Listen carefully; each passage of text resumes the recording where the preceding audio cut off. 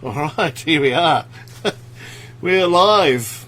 How you doing, Fish? I'm good. That's good to hear. We've got 2 viewers. Wonder if that's us. That's probably is. Are you watching yourself? Trying to. Oh, dear me. Welcome along to the Mental Men. 2 fat blokes, nothing better to do on a Tuesday night. We're just here to get the talk started with mental health and personal experiences and put ourselves out there to other people.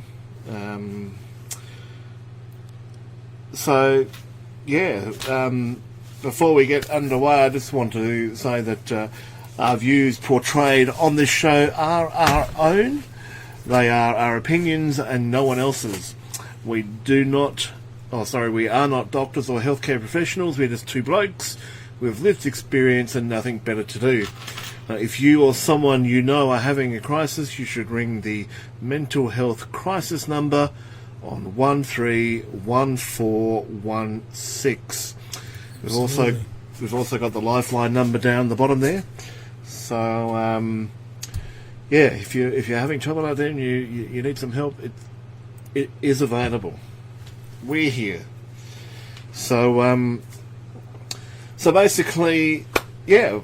Well, this is generally just going to be a totally informal situation where as you said, we're just a couple of blokes that are sitting online, that are here. If anybody doesn't feel like they want to speak to somebody in the healthcare profession or anything like that, just want to have a chat, hey, that's what we're here for. Absolutely. There's no 2 ways about it. We're just a couple of normal blokes that have had shit happen to us. Yeah, and want to help. Want to help where we can. And everyone is going through something at the moment. Everybody. It's crazy. The world is a crazy place, and we just seem to be falling. The holes we're getting in just seem to feel deeper and deeper. Yeah, for sure, Fish. So so I just want to say that a couple of weeks ago, I was at a point in my life where the stress of everything that had happened to me, along with some pain, I've got some permanent disability from chemo and a few other things, it crippled me. I couldn't walk, I couldn't stand, and that with mental illness, physical injury and mental illness together, they were just peaked.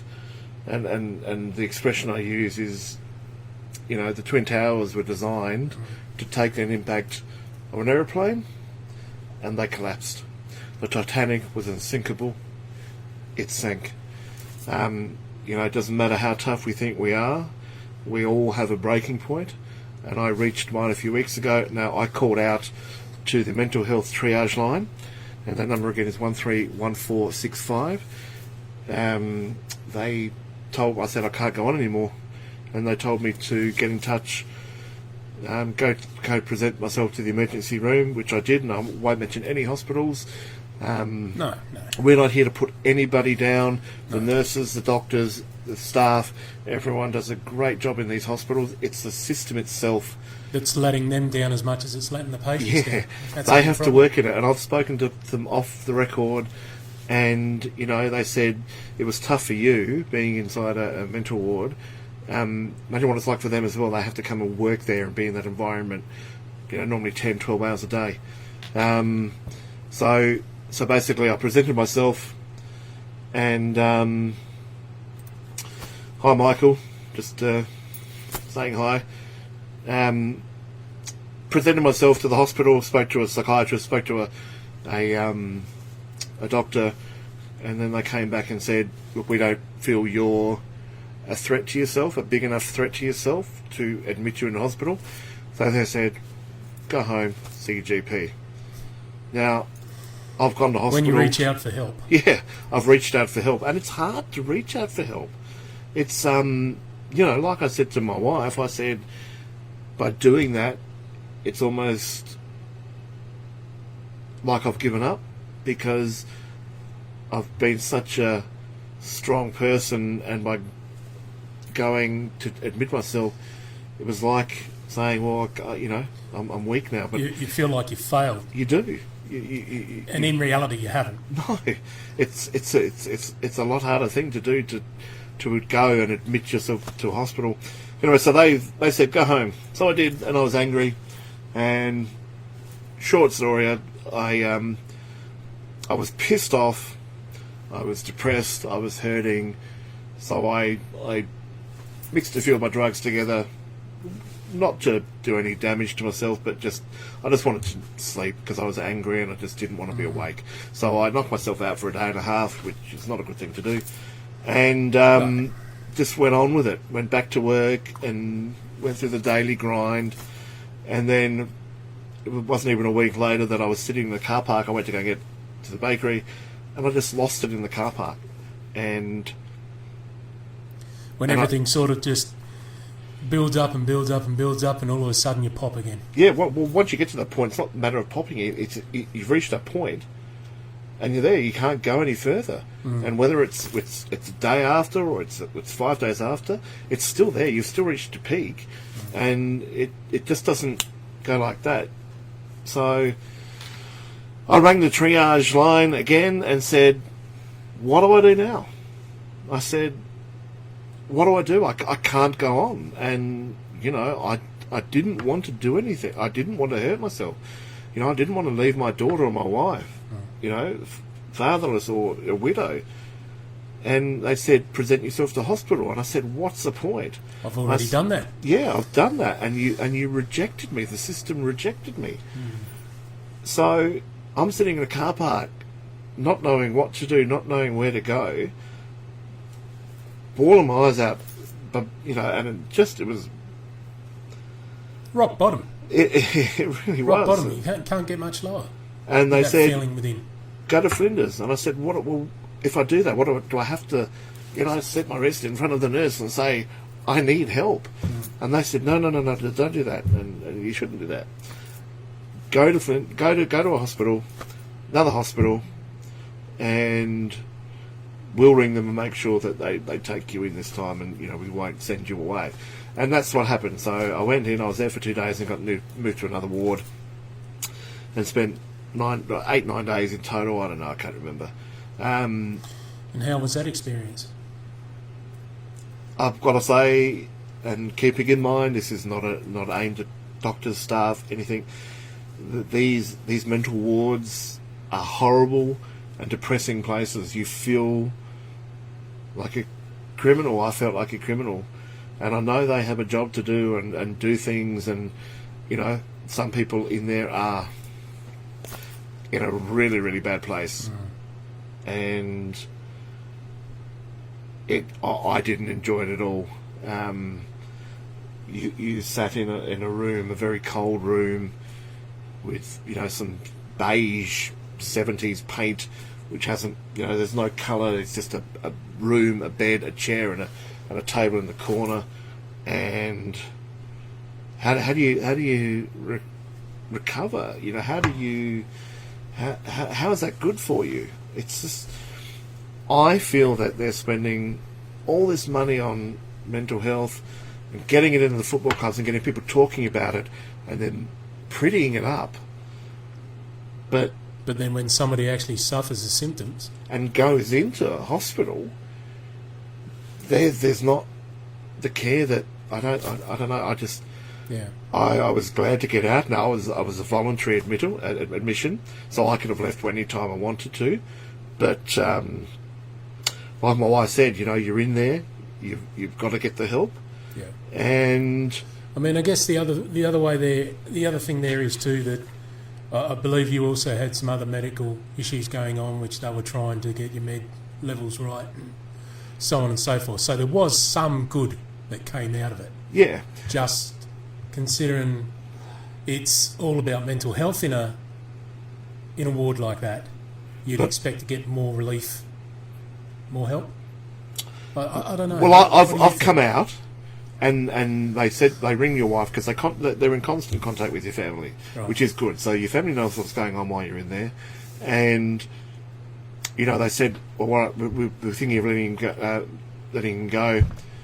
We will ring him every day and follow up on him, and we'll try and sort his pain out, and we'll go up with the scans. So I get out of hospital, and it was about 10, 11 days before someone rang me. So I've been let out, which was a good thing, because being home, home is where the heart is, and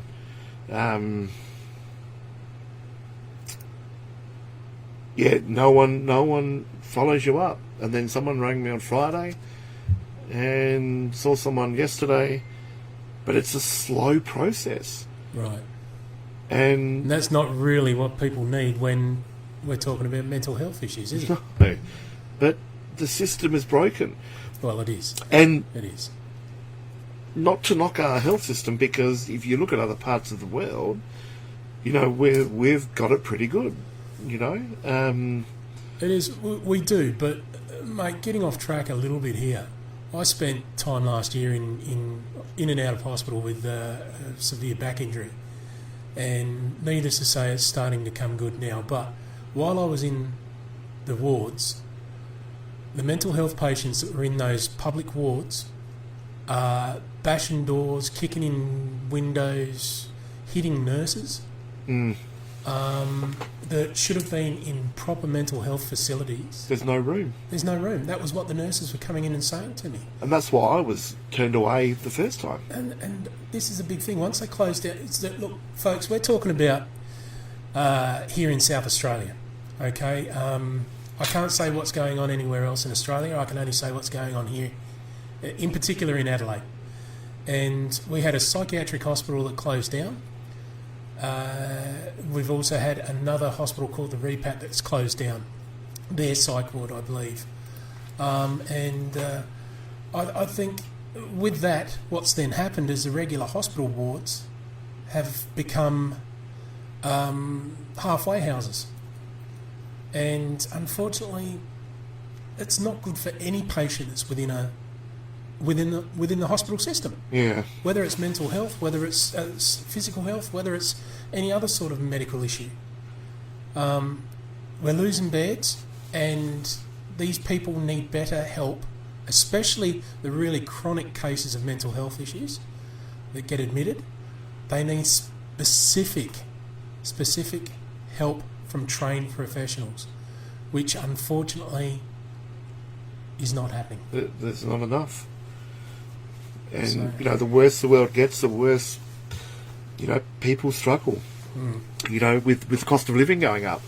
And, there's going to be more people. There's still people how who many have been factors crippled by out there are COVID. dragging everybody down, mate. I mean, that's the big thing. And, you have friends and family in your life that you're trying to stay positive for, and all this other crap's going down. Yep. And it's a struggle all round. It's a struggle for everybody.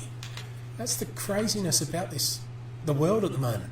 And this is where it's really important for us and you people out there to look out for one another, because we can be so powerful regardless of, I'm not a doctor, Justin's not a doctor, we're not nurses, we don't have any medical background. Hey, I've done a first aid course. Well, there you go. I haven't done one since probably the 90s.